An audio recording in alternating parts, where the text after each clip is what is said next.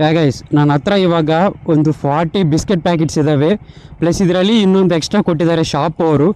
So ಈ ಒಂದು biscuit packets ಮತ್ತು ನಾನು ಹಿಂದೆ ಒಂದು ಬ್ಯಾಗಲ್ಲಿ ಬಟ್ಟೆಗಳೆಲ್ಲ ಇದ್ದಾವೆ.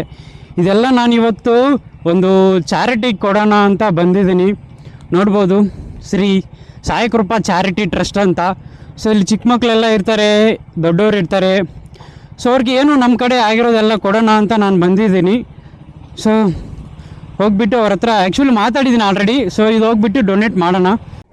ಮಂಡೇ ಕಾಲ್ ಮಾಡಿದ್ದೀನಿ, ಬಟ್ಟೆಗಳೆಲ್ಲ ಕೊಡಬೇಕು ಅಂತ. ಸೊ ಅದ್ರ ಜೊತೆಗೆ ತಂದಿದ್ದೀನಿ.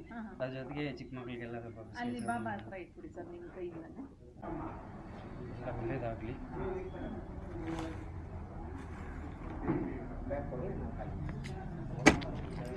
ಸೊ ಆ್ಯಕ್ಚುಲಿ ನಾನು ಕೇಳಿದೆ ಅವ್ರನ್ನೇ ನಾನು ಕೊಡ್ಬೋದಾ ಅಂತ.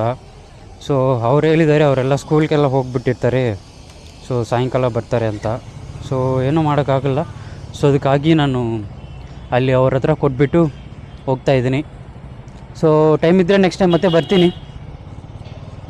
ನಾನು ಈ ವಿಡಿಯೋ ಮಾಡೋಕ್ಕೆ ರೀಸನ್ ಏನು ಗೊತ್ತಾ, ನಾನೇನೋ ಅವ್ರಿಗೆ ಹೋಗ್ಬಿಟ್ಟು ದೊಡ್ಡದಾಗಿ ಕೊಟ್ಬಿಟ್ಟಿದ್ದೀನಿ ಅಂತ ಶೋಕಿ ಮಾಡೋಕ್ಕಲ್ಲ. ಸೊ ನಾವು ಯಾವಾಗಲೂ ಎರ್ನ್ ಮಾಡ್ತಾ ಇದ್ವಿ. ಸೊ ನಾವು ಎಷ್ಟು ಎರ್ನ್ ಮಾಡ್ತಾ ಇದ್ವಿ ಅನ್ನೋದು ಮ್ಯಾಟ್ರಲ್ಲ. ಸೊ ನಾವು ಎರ್ನ್ ಮಾಡಿದ್ರಲ್ಲಿ ಅಟ್ಲೀಸ್ಟ್ 1% ಬೇರೆಯವ್ರ ಹ್ಯಾಪಿನೆಸ್ಗೋಸ್ಕರ ನಾವು ಸ್ಯಾಕ್ರಿಫೈಸ್ ಮಾಡಿದ್ರಲ್ಲಿ ಏನೂ ತಪ್ಪಿಲ್ಲ. ಸೊ ನೀವು ಈ ಥರ ಮಾಡಿ ಚೆನ್ನಾಗಿರುತ್ತೆ, ಆ ಫೀಲು ಒಂಥರ ಇರುತ್ತೆ. ನಾನು ಆ್ಯಕ್ಚುಲಿ ಅಲ್ಲಿ ಚಿಕ್ಕ ಮಕ್ಕಳೆಲ್ಲ ಇರ್ತಾರೆ, ಅವ್ರಿಗೆಲ್ಲ ಬಿಸ್ಕೆಟ್ಸ್ ಎಲ್ಲ ಕೊಡೋಣ ಅಂತ ಒಂದು ಎಕ್ಸೈಟ್ಮೆಂಟಲ್ಲಿ ಹೋಗಿದ್ದೆ. ಬಟ್ ಏನಾಗಿದೆ ಗೊತ್ತಾ, ಅವರೆಲ್ಲ ಸ್ಕೂಲ್ಗೆ ಹೋಗಿಬಿಟ್ಟಿದ್ದಾರಂತೆ.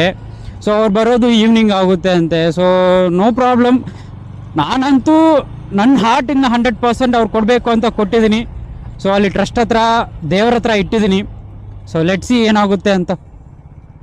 ಸೊ ನಾನಂತೂ ಹ್ಯಾಪಿ ಗುರು. ಈ ಥರ ಅಟ್ಲೀಸ್ಟು ಅವಾಗವಾಗ ಮಾಡ್ತಾ ಇರಬೇಕು ಗುರು, ಅವಾಗೇ ನಮ್ಮ ಲೈಫು ಚೆನ್ನಾಗಿರುತ್ತೆ. ನಾವು ಅದೇನು ಅಂತಾರಲ್ವ, ನಾವು ಸ್ವಲ್ಪ ಚೆನ್ನಾಗಿರ್ತೀವಿ ಈ ಥರ ಮಾಡಿದರೆ ಅಷ್ಟೇ, ಬೇರೆ ಏನೂ ಇಲ್ಲ.